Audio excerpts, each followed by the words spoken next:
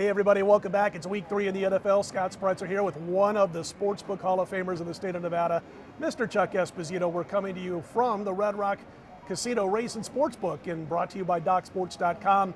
We're going to talk a little liability. We're going to get to all that good stuff where the betting is this week, where Chuck has to sweat a little bit behind the counter while we're all enjoying the games.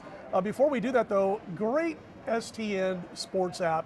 And if you're in the state of Nevada or coming here to visit, boy, check it out and get signed up. They've got a great offer going on right now that has a little bit of a ring to it when you say $500. Tell us about it, Chuck. It absolutely does, Scott. First, it's great to be on with you again. And yeah, get signed up now for new sign-up guests up to a $500 bonus. So you put your initial deposit through and up to $500, 10% is what you can get back. And it really does bring the sportsbook to the palm of your hand. We love it when the guests are here and enjoy everything we have to offer. But if you get signed up, you can play from anywhere throughout the state of Nevada. You know what's really cool, Chuck, also is, there are like 25,000 Iowa State Cyclone fans in town last weekend. I was at the game.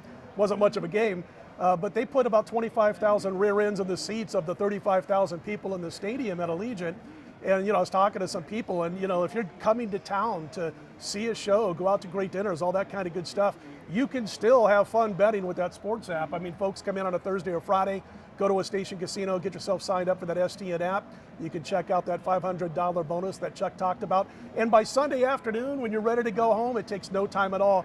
You collect your money if you've won your bets, and you're gone and you're out of here, and no sweat at all, no waste of time at all. So I think it's a real cool thing to sign up for. And boy, in this day and age, you need to have an app. There's no doubt about it when it comes to betting on sports.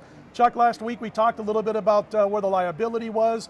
This week we've got a situation where it looks like the Raiders are taking some serious money. One of your heavily bet games this week, and of course Tua not playing for the Dolphins, certainly going to make a difference in that. It absolutely will, Scott. It's by far the most heavily bet game so far. Raiders have been so impressive for 2 weeks. I mean, defensively they look great. They celebrated week 1. They were on the field like they had won a playoff game. Then they had to travel across country to play the Steelers, who had just beaten maybe the best team in the league, which people thought in the Buffalo Bills. Sure. They win that game. They're back home. There's question marks about Tua and Carr. Tua definitely isn't playing. It looks like Carr was a full participant, and he will play. We're already seeing that number start to tick up. We are going to be huge Dolphin fans on Sunday.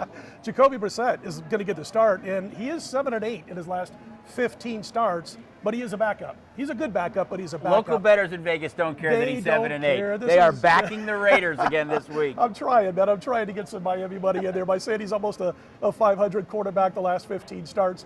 As far as some other games, I know there's some interest in Minnesota-Seattle, for example. And listen, it's time for Mike Zimmer to get a win here, or I don't know if it's going to be a tarmac situation, but it's not too far down the line if this team looks like they're going to be out of the playoffs by midseason, where he might be shown the exit. I think it's interesting as they played the Cardinals last week, and the quarterback in Kyler Murray, he scrambles around a lot and creates. What are they going up against this week? The same type of quarterback in Russell Wilson. And it's a big game for Seattle as well. They let one get away last week. Sure did. All the other 3 teams in the AFC West are undefeated. Murray's an exciting young quarterback. Russell Wilson is. It's a huge game for Minnesota. The one luxury Minnesota has, they play in the NFC North. So the Packers are 1-1, the Bears are 1-1, Lions and Vikings 0-2. Packers travel across country to Green Bay, or to San Francisco, excuse me. They easily could be 1-2. Sure. So Minnesota's still in it because they play in the NFC North, and they easily could be 2-0. I understand you got some possible liability coming in this week on Arizona. Of course, Kyler Murray getting a lot of attention, and rightly so, for what he's done through the first couple of the games, getting that win over Minnesota by a point last week. Boy, when he's on the field, it's electric. I guess you're seeing a lot of action following those Cardinals right now. They're a really popular bet. They have been. They were last week as well. And I think you look at the excitement of Kyler Murray in that offense. You had Rondell Moore there as well to go with Hop and the other weapons they have. They are backing them. They're playing Jacksonville. Jacksonville's 0-2. Who leads the league, or tied for the league lead interceptions?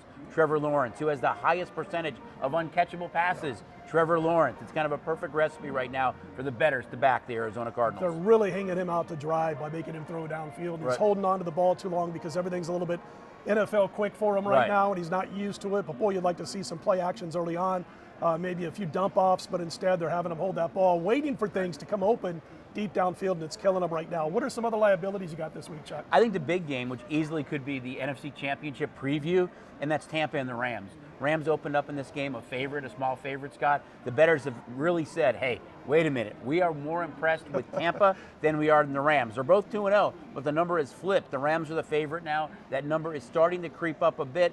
I think it's a product of the Rams defense. Sure. Both Chicago and Indy was able to move the ball against that Rams defense. They're supposed to be a Super Bowl caliber defense.